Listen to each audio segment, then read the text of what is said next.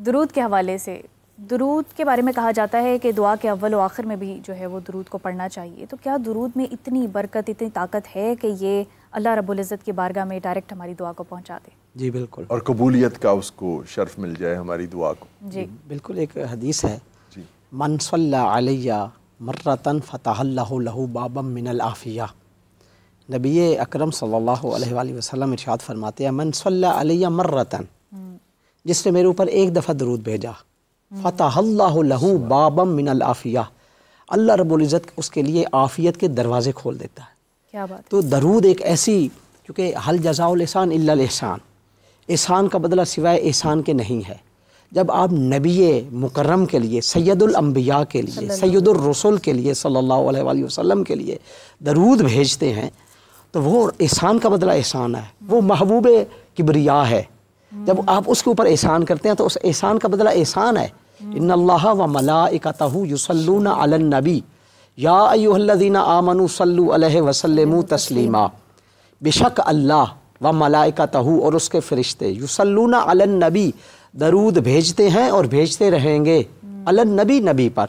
चूँकि नबी के ऊपर अलिफ लाम है, अलिफ लाम तारीफ़ की है कि नबी मोहम्मद सल्लल्लाहु अलैहि वसल्लम पर अल्लाह और उसके फरिश्ते दरूद भेजते हैं। युसल्लूना अलन नबी या अय्युहल्लज़ीना आमनू सल्लू अलैहि वसल्लिमू तस्लीमा। ऐ साहिबान ईमान, तुम भी नबी पर दरूद भी भेजो और सरे तस्लीम खम भी करो, उनकी हर बात पे लब्बैक भी कहो। तो दरूद एक ऐसी अजीम अल्लाह रब्बुल इज़्ज़त की तरफ से हमारे नबी के लिए तोहफ़ा है, गॉड गिफ्टेड तोहफ़ा है कि जो हम पेश करते हैं दुआ के अव्वल में भी, दुआ के आखिर में भी। तो अहादीस में, रिवायात में मिलता है कि उस बंदे की दुआ फिर रद्द नहीं होती। जो दुआ के अव्वल और आखिर में दरूद पढ़ लेते हैं, वज़ू करके साथ, वज़ू के साथ किबला की तरफ रुख करके बिस्मिल्लाह रहमान रहीम पढ़ के, अव्वल और आखिर दरूद पढ़ के, दुआ तवज्जो से, खुशू व खुजू के साथ अल्लाह रब्बुल इज़्ज़त की पहले तारीफ़ करें, हम्द बजा लें, फिर दरूद पढ़ें, फिर बिस्मिल्लाह रहमान रहीम पढ़ें, फिर अल्लाह से दुआ करें। बल्कि पहले दूसरों के लिए दुआ करें। बीबी फातिमा ज़हरा सलामुल्लाह अलैहा का दस्तूर था।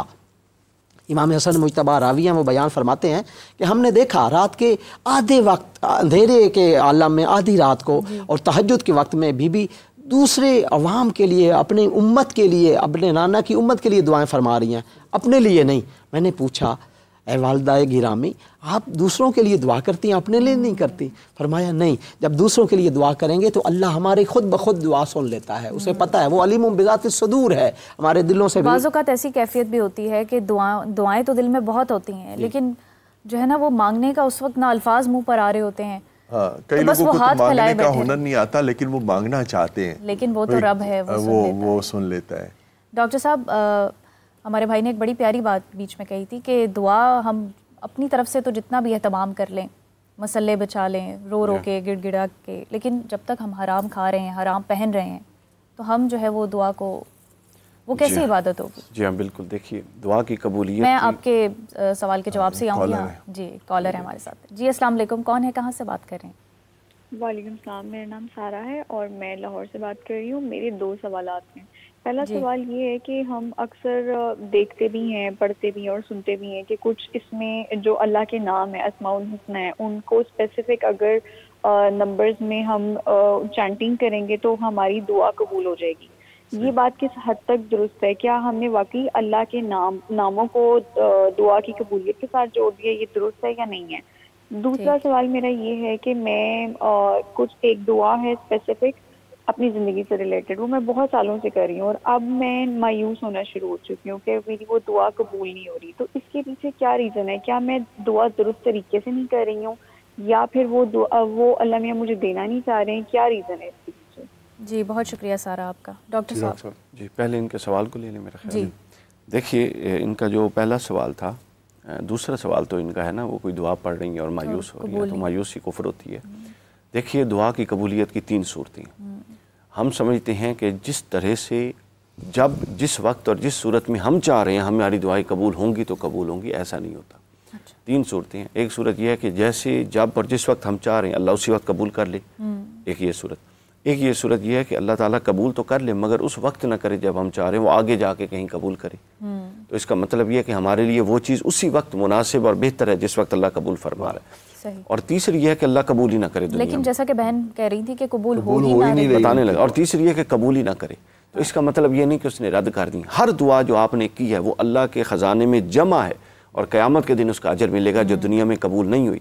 और हदीस पाक में ऐसे ही बुखारी में है कि अगर जब क़यामत के दिन लोगों को दुआएं वो जो कबूल नहीं हुई और मांगी गई उनका अजर मिलेगा, तो जिनकी कबूल हुई थी वो दुआएं वो ख्वाहिश करेंगे कि काश हमारी दुनिया में कोई एक दुआ भी कबूल ना हुई होती, और लफ्ज़ हैं हमारे जिस्म कैंचियों से कतर दिए जाते और हमारी सब दुआएं रोक ली जाती और उनका अजर हम आज पाते। बहरहाल दुआ का एक कॉन्सेप्ट तो है, मांगने का एक। जी हाँ, बहुत। अब देखें, अब उसमें कॉन्सेप्ट तो है ना, उसमें ताल्लुक तो आपका कायम रहेगा। अच्छा, अब इसमें बाज़ उलमा एक और पॉइंट देती है। मसलन आप देखें, दुआ की कबूल ना होना ये कभी भी रिजेक्शन की अलामत नहीं है। अम्बिया की दुआएं कई कई साल तक कबूल नहीं हुई।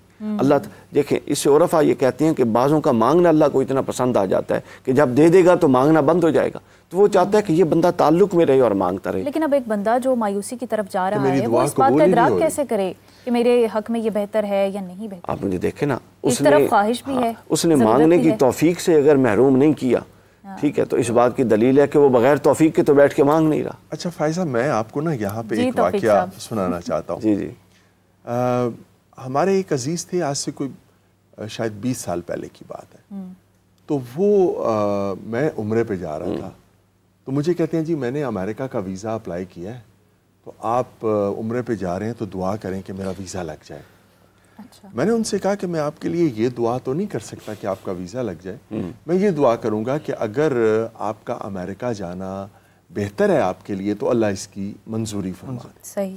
वो मुझे कहते हैं बड़ी मतलब बेरुखी से, मुझे कहते हैं कि सर आप दुआ में डंडी क्यों मार रहे हैं, सीधी सीधी दुआ मांगे कि जी मेरा वीज़ा लग जाए। आप इसमें अगर आपने इस तरह दुआ में डंडी मारनी है ना तो रहने दे, आप मेरे लिए दुआ ही ना करें। तो मैंने कहा अच्छा जी ठीक है। मैं अब उम्रे पे गया, मुझे याद भी रह गया कि उन्होंने मुझे दुआ के लिए कहा था, तो मैंने उनके लिए दुआ मांगी और इसी तरह मांगी कि उनका जो है अमेरिका का वीज़ा लग जाए। तो मैं वहीं था अभी, तो उनकी तरफ से मुझे इतला मौसूल हुई कि जी मेरा अमेरिका का वीज़ा लग गया है और ये यकीनन जो है ये आपकी दुआ की वजह से हुआ है। तो मैंने कहा ठीक है जी, और मैंने कहा कि जी ये दुआ भी मैंने उसी तरह की थी जिस तरह आपने मुझे हुक्म दिया था। अब वो अमेरिका गए। इससे आगे एक फिर अफसोसनाक वाक़या, अमेरिका गए और मेरा ख्याल है कि 2 महीने के बाद वहाँ पे उनके साथ एक हादसा पेश आया और उनकी मेरा ख्याल कुछ 26-27 साल एज थी और वहाँ पे उनका मर्डर हो गया। तो मैं उस वक्त मेरे जहन में आया कि यार ये कितना, मतलब हम इससे कह रहे थे कि भाई मैं आपके लिए ये दुआ करूँगा कि अगर ये आपके लिए बेहतर है तो अल्लाह इसकी मंजूरी फरमा दे, और ये बज़िद रहे कि नहीं आपने मेरा वीज़ा जो है वो लगवाना है। तो जैसे आपने फरमाया ना कि बाज़ दुआएं ऐसी होती हैं कि वो कबूल ना होना हमारे हक में बेहतर, हमारे हक में बेहतरी होती है। अल्लाह को पता होता है कि ये चीज़ इसके लिए बेहतर है, ये मुझे कबूल करनी है। अल्लाह रब्बुल इज़्ज़त की रहमत का तकाजा ये है कि वो चीज़ जो बेहतर नहीं है उसको उस वक्त के लिए रोक लेते हैं। और दूसरी जो अभी आपने बात की दरूद पाक की, वो बड़ी अहम है। दरूद मिसले पर है, जो दुआ को पर लगाता है, जो उड़ाता है। हदीस पाक है कि दुआएं मुअल्लक रहती हैं ज़मीन और आसमान के दरमियान जब तक कि रसूलुल्लाह पर और आपकी आल पर दरूद ना पढ़ दिया जाए, और दरूद किसी का रद्द होता ही नहीं। दुआएं और इबादत रद्द क्यों होती हैं? मैं की वजह से। दरूद में तो मैं है ही नहीं। हम क्या कहते हैं? हम कहते हैं अल्लाहुम्मा सल्ली अला मुहम्मदिन व अला आलि मुहम्मद कमा सल्ली, ए अल्लाह तू दरूद भेज मोहम्मद सल्लल्लाहु अलैहि वसल्लम पर, उनकी आल पर। मैं तो उसमें हूँ ही नहीं। क्या बात है। तो रद्द होती हैं मैं की वजह से, दरूद में मैं है ही नहीं, लिहाजा ये कबूल ही कबूल है। अच्छा फायजा, एक